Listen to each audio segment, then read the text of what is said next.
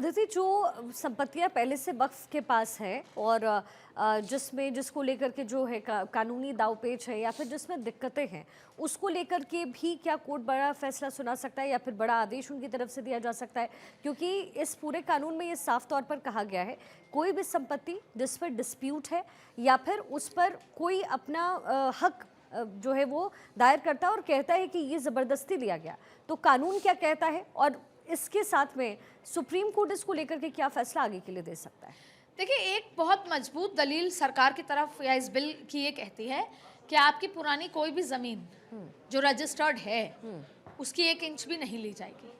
लेकिन अगर डिस्प्यूटेड है तो उस पर नए नियम कानून लागू होके उसे हाई कोर्ट आप ले जा सकते हैं, डिस्ट्रिक्ट कलेक्टर के पास आप ले जा सकते हैं, फर्दर हाई कोर्ट। अब ये देश के कानून के लिहाज से है। देखिए, आखिरी दलील सरकार की तरफ से यही होगी कि कोई भी बोर्ड या कोई भी धर्म या कोई भी समूह देश के कानून या संविधान से ऊपर नहीं हो सकता जी।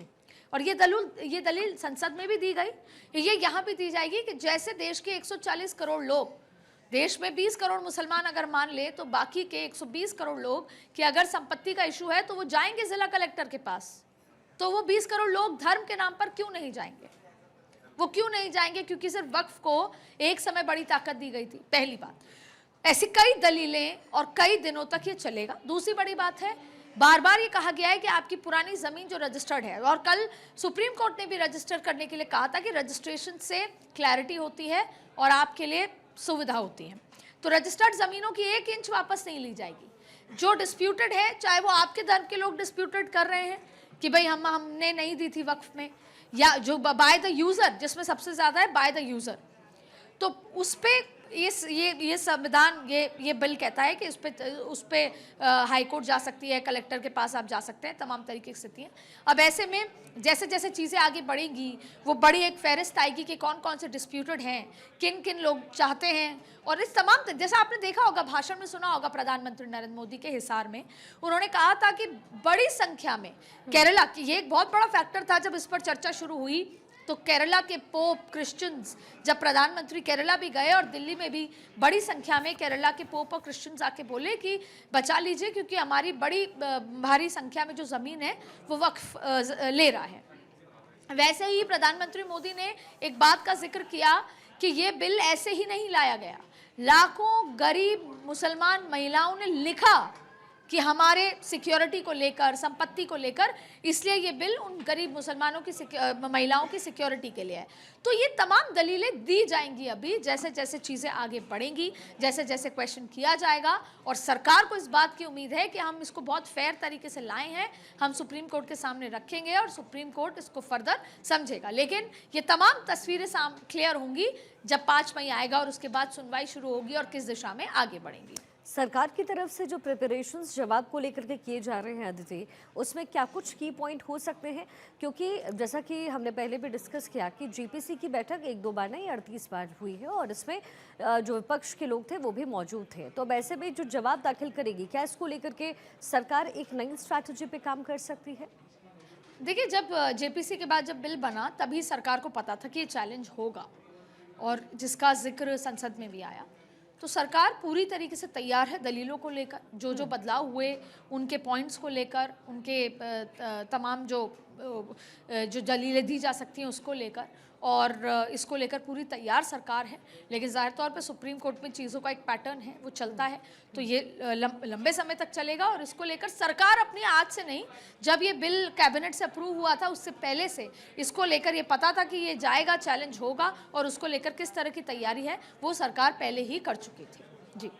जी बिल्कुल। और चूँकि सुप्रीम कोर्ट जो है इस समय वक्फ कानून को लेकर के अपनी प्रतिक्रियाएं दे रहा है, आज सबसे मेजर पॉइंट्स क्या कुछ रहा है अदिति? क्योंकि कल भी हमने देखा ये डिस्कशंस चल रहे हैं और ये भी कहा गया कि जो सेगमेंटेशंस हुए हैं पूरे कानून को लेकर के और जो डिविजन्स होंगे और जो संपत्ति है जिस पर लोगों का अधिकार है, जो रजिस्टर्ड है और जो अनरजिस्टर्ड है जिस पर विवाद है, इसको लेकर के चेंजेस संभव हैं। लेकिन सरकार की तरफ से क्या और प्रतिक्रिया हो सकती है? क्या इसको वापस संशोधित करने के लिए से शायद कह सकते हैं, अगर इसको संशोधित किया जाता है तो फिर क्या होगा? देखिए, एक बड़ा पॉइंट है जिसमें काउंसिल के अंदर 2 गैर मुसलमान समुदाय, ये एक धर्म से जुड़ा मुद्दा हो सकता है जिसको लेकर कोई संशोधन की मांग की जा सकती है। अब देखिए, जब आज चर्चा चली और एक घंटे तक जब सुनवाई हुई तो 5 जो फैसले हैं, 5 जो प्रमुख बिंदु हैं उस पर चर्चा कर लेते हैं, जिसमें ये भी आता है।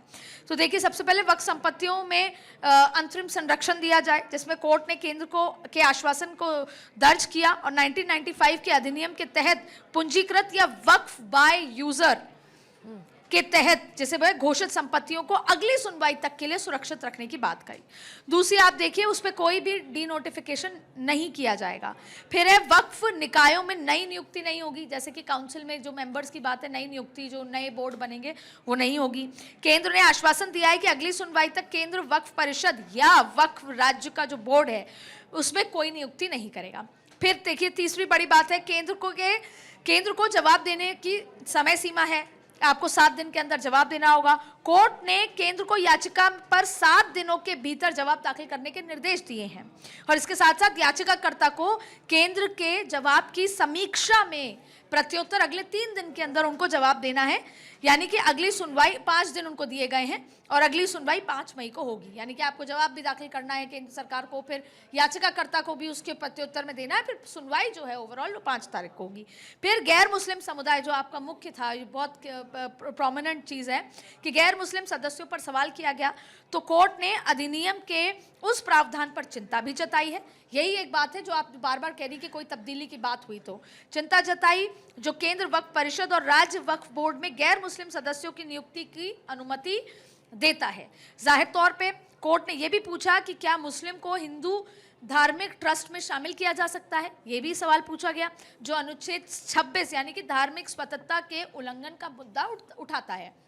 ये एक मसला है, सिर्फ यही एक मसला है जिसको लेकर सरकार की क्या तैयारी है, सरकार इस पर क्या दलील देती है, जो अभी अगले 7 दिन के अंदर उनको देना है। ये अपने आप में एक जो धार्मिक स्वतंत्रता या कहें कि मुस्लिम समुदाय के हितों की या उसकी बात करता है। दूसरी बड़ी बात है कि अधिनियम पर पूर्ण रोक नहीं, लेकिन कोर्ट ने पूछा कि प्रावधान पर रोक लगाने का प्रस्ताव दिया, ये भी कहा, और साथ में कहा कि अधिनियम पर पूर्ण स्थगन नहीं किया गया, लेकिन अंतरिम आदेश है, ये फाइनल आदेश नहीं है।